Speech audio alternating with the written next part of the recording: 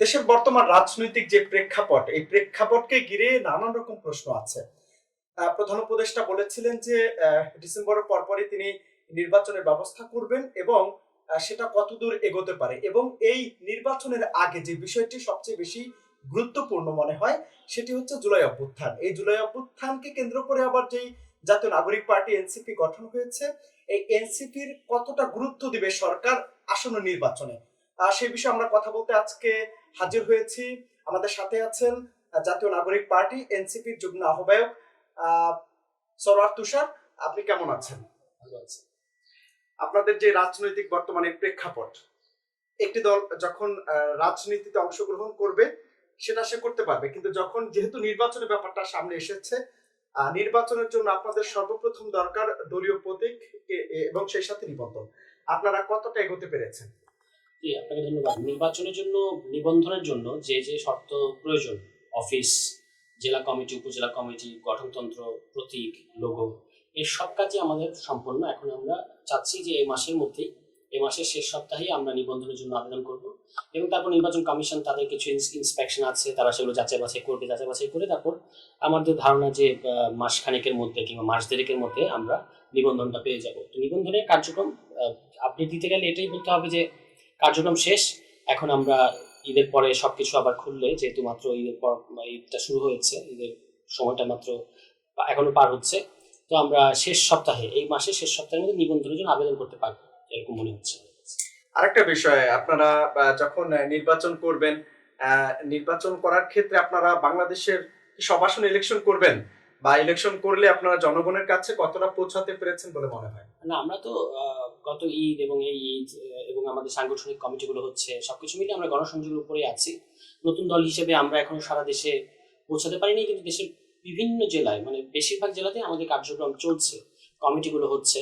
এবং নির্বাচন, যেহেতু আমরা রাজনৈতিক দল করেছি, অবশ্যই আমরা নির্বাচন করতে চাই, নির্বাচনটা যে সময়ই হোক। এবং তার আগে যে যা যা করণীয়, সাংগঠনিক কমিটি দরকার হয়, জনসংযোগ দরকার হয়, জনভিত্তি দরকার হয়, সেটা আমাদের কার্যক্রমগুলো চলমান আছে। এবং মানুষের মধ্যে আমরা বিপুল আগ্রহ দেখতে পাচ্ছি। আমাদেরকে তারা বলছেন যে আরো আরো নিয়মিতভাবে যেন আমরা এই কার্যক্রমগুলো চালিয়ে যাই, তাতে করে মানুষ একটা বিকল্প শক্তি, এই মুহূর্তে বিকল্প শক্তি চাচ্ছে, এটা বাংলাদেশের রাজনীতির জন্য এবং ভবিষ্যতের জন্য তারা গুরুত্বপূর্ণ মনে করে। এই সমস্ত দিক মানুষ আমাদেরকে বলছে এবং অনুপ্রেরণা দিচ্ছে। আমরা মনে করি যে নতুন দল হিসেবে আমাদের গত 2 মাস, তার মধ্যে দুটো ঈদ গেল, হ্যাঁ, ঈদের বন্ধ থাকে আগে পরে, রোজার মাসে তো কাজ করা খুবই কঠিন। এই সমস্ত কিছু বিবেচনায় আমাদের অগ্রগতি খুবই ভালো হচ্ছে, এবং আমরা বিভিন্ন সেল হচ্ছে, কেন্দ্রীয়ভাবে সেল হচ্ছে, জেলা কমিটি হচ্ছে, উপজেলা কমিটি হচ্ছে, নিবন্ধনের জন্য আবেদন করে ফেলবো কিছুদিনের মধ্যে। গঠনতন্ত্র হয়ে গেছে, আমরা সংস্কারের গুরুত্বপূর্ণ প্রস্তাবগুলো রাখছি। সবকিছু মিলে এনসিপির কার্যক্রম অনেক বেশি গতিশীল, এবং সামনে এটা আরো গতিশীল হবে।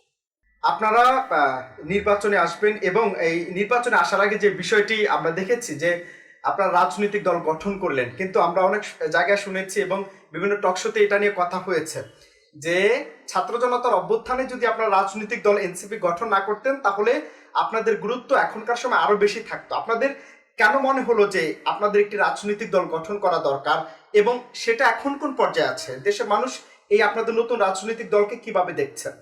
আমরা আমরা মনে করি যে গণ অভ্যুত্থানের পরে গণ অভ্যুত্থানটাকে কমপ্লিট করার, অর্থাৎ আমরা তো একটা ফ্যাসিবাদ থেকে গণতন্ত্রের উত্তরণ ঘটছে, তো ফ্যাসিবাদের পতন ঘটিয়েছে ছাত্র জনতা, কিন্তু এই যে গণতান্ত্রিক উত্তরণ, এই গণতান্ত্রিক উত্তরণের জন্য একটা সুসংগঠিত শক্তি দরকার, এটা স্বতঃস্ফূর্ত শক্তি দ্বারা হয় না।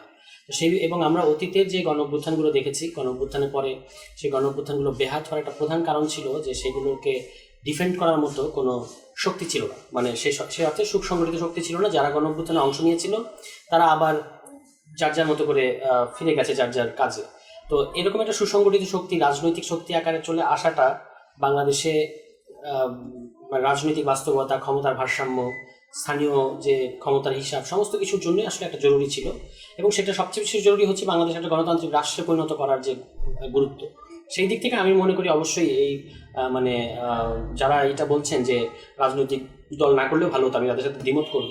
আমি বলবো যে এটা খুবই ভালো সিদ্ধান্ত হয়েছে, এবং সামনে আমাদেরকে যে প্রত্যাশা, যে আকাঙ্ক্ষার জায়গা থেকে আমরা রাজনৈতিক দলটা করেছি, সেটা আমাদেরকে মানে মেনটেন করতে হবে, বজায় রাখতে হবে।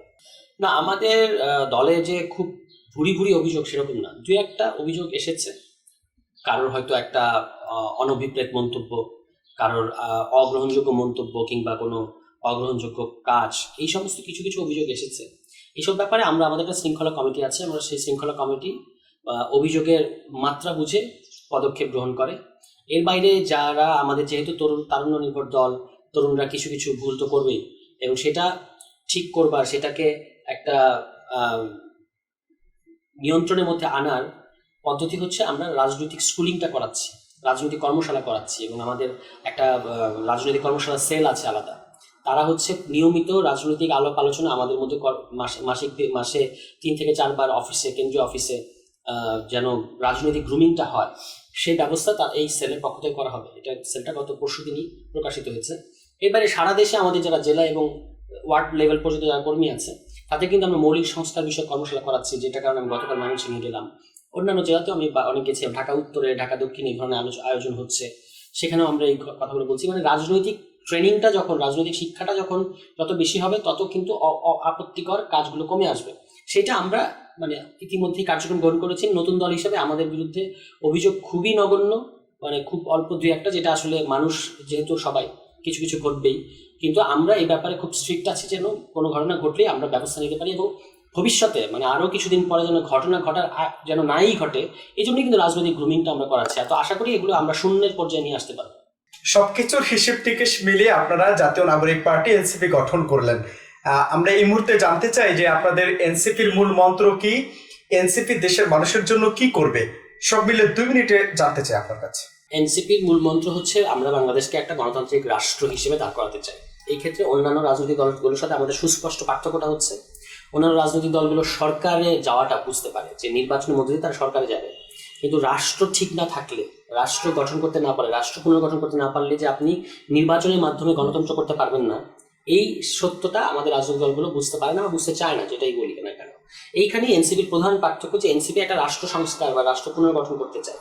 এই পুনর্গঠিত রাষ্ট্রের অধীনে আপনি একটা নির্বাচন দিলে সেই নির্বাচনটা গণতান্ত্রিক হবে বা গণতন্ত্র দিতে পারবে। এর পাশাপাশি বাংলাদেশের জন্য একটা নতুন গণতান্ত্রিক সংবিধান এনসিপি করতে চায়, যে বাংলাদেশের যে সংবিধানটা এখন আছে এটা আসলে জনগণের আশা আকাঙ্ক্ষা বা অভিপ্রায়কে রিফ্লেক্ট করে না, জনগণের মতামত নিয়ে এই সংবিধানটা করা হয়নি। যারা সংবিধানটা প্রণয়ন করেছে তাদের এই সংবিধান প্রণয়ন করা এখতিয়ার বা লেজিটিমেসি ম্যান্ডেট ছিল না, কিন্তু তারা করেছে। এবং যে সংবিধান তারা করেছে সেটা ছিল একটা এক ব্যক্তি কেন্দ্রিক সংবিধান, শেখ মুজিবকে সমস্ত ক্ষমতা দিয়ে তারা সংবিধানটা করেছে। এই কারণে আমরা একটা গণতান্ত্রিক সংবিধান করতে চাই। গণতান্ত্রিক সংবিধান, গণতান্ত্রিক রাষ্ট্র, নাগরিকদের মর্যাদা, নাগরিকদের অধিকার, দায় এবং দরদের একটা সমাজ করা, হ্যাঁ, এবং এই যে একটা রাজনৈতিক জনগোষ্ঠী আমরা বাংলাদেশ, দক্ষিণ এশিয়া, এই রাজনৈতিক জনগোষ্ঠী একটা শক্তিশালী রাজনৈতিক জনগোষ্ঠী, আধিপত্যবাদ বিরোধী একটা অবস্থান, এই সমস্ত মিলিয়ে আসলে মানে নাগরিক পার্টির রাজনীতিটা বিকশিত হচ্ছে। এবং আমরা মনে করি যে এটা যেটাকে বলে যে দলীয় রাজনীতি না, এখন আমরা একটা গণরাজনৈতিক ধারার মধ্যে আছি, মানে আমরা একটা গণরাজনীতি করছি, যেটা জনগণের আকাঙ্ক্ষাটাই এনসিপির মধ্য দিয়ে প্রকাশিত হচ্ছে। তো সেইখানে আমাদের অন্যান্য রাজনৈতিক দলের সাথে একটা খুব গুরুত্বপূর্ণ পার্থক্য বিদ্যমান।